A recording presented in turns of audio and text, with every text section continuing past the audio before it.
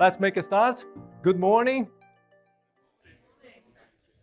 Wonderful to see you all here, and welcome to UCL East, our brand new campus inside the Olympic Park. It is an absolute pleasure to open this inaugural MBA conference and to see all of you here after 6 or 7 years of hard work to deliver this program. I'm Juliano, Denicol, the founding program director, and as the founder of this program, I want to take you back to 6 or 7 or maybe 8 years, Peter. 8 years ago, when we started the conversation of why we need an MBA and why we need an executive program in the Bartlett, in the world-leading faculty of the built environment, not in a business school, but in the Bartlett. And there was a discussion where we had a clear demand for infrastructure professionals and senior leadership, and we could not find a program to address that market. So we got several multinationals at UCL with the same request: so can you do something to help? We stopped sending people to, we have the talent, we have the corporate budget before the pandemic. We stopped sending people to traditional MBA programs because, as we know, in infrastructure, when they come back, it's not good value for money. We need to re-engineer the knowledge. So can you do something to help, please, UCL?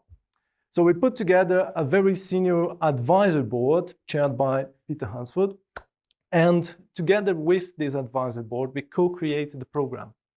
So this was never intended to be a UCL-driven program, an academic program. It was with industry for industry. It needs to be real. And the reason I want to take you back to 7, 8 years ago is that we thought we wanted to do an MBA. And when I suggested, shall we have an MBA in infrastructure?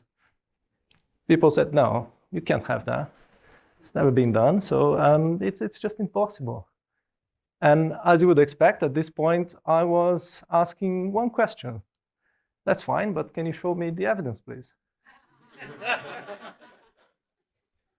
I would like to see the data set.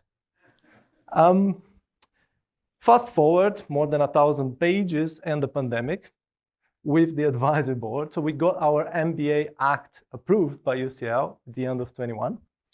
And we decided that we wanted something more out of this. We wanted a mentorship program in a structured format. So we talked to the advisory board and they agreed to mentor the first cohort of the MBA. And that was important in many ways because market feedback was exposure, exposure, exposure. How do you learn to be a CEO? We had that conversation yesterday. How do you get that exposure on the behaviors, on the leadership, on the discussions at boardroom? Can we facilitate that? Can we create a platform to enable that to happen? And that's what we did. And then when the second cohort came along, we reached out to other senior leaders, people like Sir John Armitt, Ruth Todd, Mark Wild, running HS2. And they all said instantly, yes, we're in. So the support that we're getting from industry on this program is just phenomenal. And there is real value in this platform benefiting all of you. Beyond the research, and I saw Carolina in the room, so we got a record of 4 awards, by the way, from the Mega Project Delivery Center in the last month, and that's unheard of. But beyond that, we think that this combination of cutting-edge science with evidence, we've heard a lot of data sets, and they're private and so on. I had that discussion with Nista yesterday. How do we bring rigorous scientific evidence-based research to inform decisions in the space of leadership of program management? We have that discipline in many other areas, perhaps of civil engineering, and that's fine. But we don't seem to have that rigorous research to back decisions. It's pretty much, no, you can't have that. That's what we did last time. You can't have an MBA, that's impossible.